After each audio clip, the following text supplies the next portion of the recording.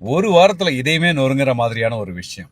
ஒரு தனி மனுஷியா ஒரு டாக்டர் 8 வருஷமா போராடி ஒரு தப்பான ப்ராடக்ட தப்பான லேபிள் இந்த நிறுவனம் வித்துட்டு இருக்கு அப்படிங்கறத விசில் ப்ளோயரா இருந்து ஒரு அவேர்னஸை கிரியேட் பண்ணி ஸோ லாஸ்ட் வீக் தான் இவங்க விற்கக்கூடிய இந்த ஓஆர்எஸ் செல் வந்து ஓஆர்எஸ் கிடையாது, இது வெறும் சுகரி ட்ரிங்க் அப்படின்னு ப்ரூவ் பண்ணி எஃப்எஸ்எஸ்ஐ பேன் பண்றாங்க.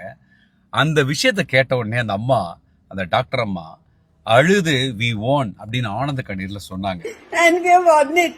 They can not only not use ORS, they cannot sell it from today, right now from today. இப்படி ஒரு நல்ல நிகழ்வு நடந்து ஒரே வாரத்துல இந்த மிகப்பெரிய நிறுவனம் கோர்ட்டுக்கு போறாங்க. எங்களுடைய ப்ராடக்ட்ஸ் ஆல்ரெடி 180 கோடிக்கு மார்க்கெட்ல இருக்கு, அதை முடிகிற வரைக்குமாவது எங்களுக்கு சேல்ஸ்க்கு அனுமதி கொடுக்கணும்னு சொல்லி இப்போ கோர்ட்டு நீங்க சேல்ஸ் பண்ணிக்கோங்கன்னு சொல்லிட்டாங்க.